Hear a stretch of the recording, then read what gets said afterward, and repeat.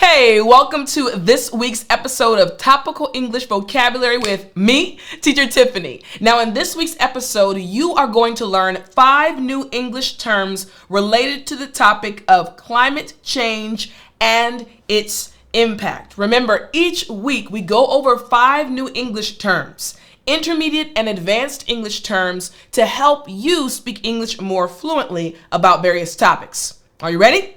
Well then, let's jump right in. So, our topic again is climate change and its impact. And our first term is greenhouse gases. Good. Again, after me, greenhouse gases. Excellent. All right. This term greenhouse gases just refers to gases in the Earth's atmosphere that trap heat and contribute to the greenhouse effect, including carbon dioxide or CO2, methane or CH4, and nitrous oxide or N2O. Again, we say greenhouse gases. So think about the greenhouse effect, the gases that are connected to this effect. All right. So I want you to look at this image. Now, in this image, as you're watching the video, you see that there are many things coming out of these pipes. Lots of gases being emitted. So this is just an image to help you visualize gases being emitted into the air. So when we say greenhouse gases, again, gases in the Earth's atmosphere, so not necessarily man-made, all right? So let's check out these example sentences that will help you understand this term even more. All right, so our very first example sentence is, greenhouse gases are a major factor in global warming and climate change. Once again, greenhouse gases are a major factor in global warming and climate change. Next, sentence number 2. Reducing greenhouse gas emissions is crucial for mitigating the effects of climate change. And finally, the increase in greenhouse gases from industrial activities has accelerated global temperature rise. So again, our first term is greenhouse gases. Excellent job. All right, let's move on to our second term. Our second term is carbon footprint. Good. Again, carbon footprint. Excellent. All right, this term carbon footprint just refers to the total amount of carbon dioxide and other greenhouse gases emitted by an individual, organization, or activity, typically measured in equivalent tons of CO2. So the total amount of carbon dioxide or other greenhouse gases that are emitted by an individual, a corporation, organization, or other entity. We say carbon footprint. What is this company's carbon footprint? Makes sense, right? So now we have this image. We see this individual and he is on his phone. But think about the bus that he's riding in, right? He's riding in a bus and the bus is owned by a company. So think about all of the gases that are emitted by the bus, all of the things the company is responsible for. Again, the total amount of carbon dioxide and other greenhouse gases, all right? So let's check out these example sentences. Here we go. The very first example sentence. By using public transportation and reducing energy consumption, you can lower your carbon footprint. Again, thinking about the image of the young man on the bus. Sentence number 2. The company implemented measures to reduce its carbon footprint by investing in renewable energy. And finally, understanding your carbon footprint helps you make more environmentally conscious choices. So again, our second term is carbon footprint. Excellent, excellent. Remember, our topic for this lesson is climate change and its impact. So let's go to our third term related to this topic. I want you to repeat after me. Here we go. Climate adaptation. Good, excellent. Again, climate adaptation. Excellent. So what does this term climate adaptation actually mean?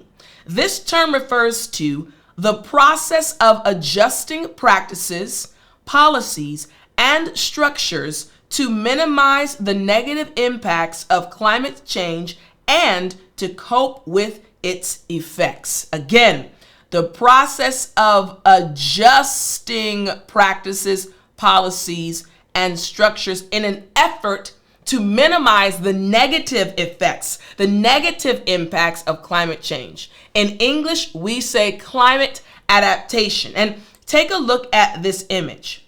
Imagine that these individuals, as they are having this meeting, we see 4 individuals, and they're looking specifically at one individual in the group. And they're speaking about green areas. We can see that they have what looks like a golf course on the table, an example of a golf course, and they're having a meeting. So these individuals could be speaking about climate adaptation plans.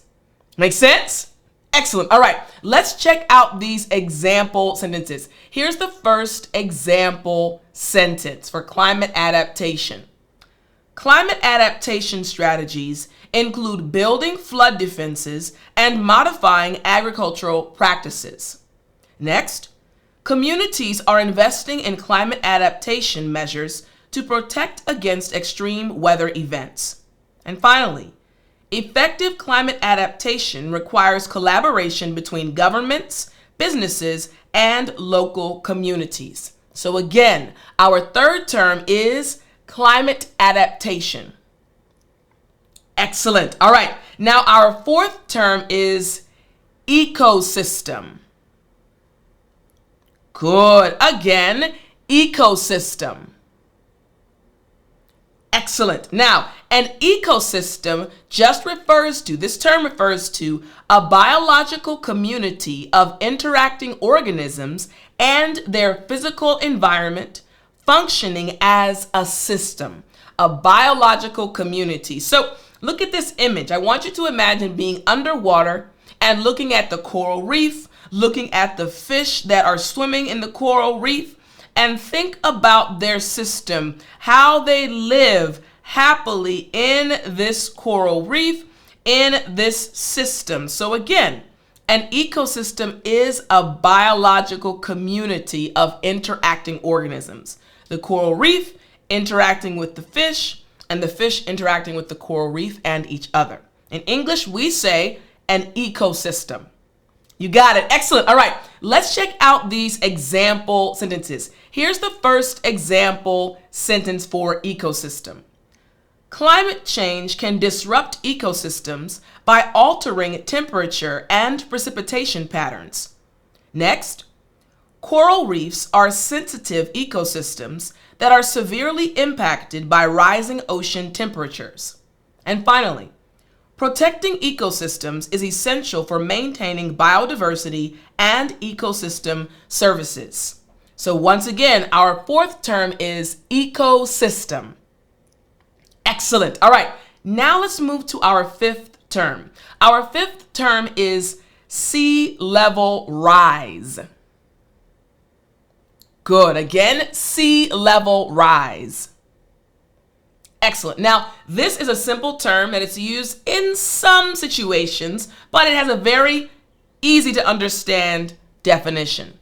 Sea level rise refers to the increase in the average level of the world's oceans due to the melting of ice caps and glaciers and the thermal expansion of seawater. So as the icebergs melt, the sea levels naturally rise. So I want you to check out this image.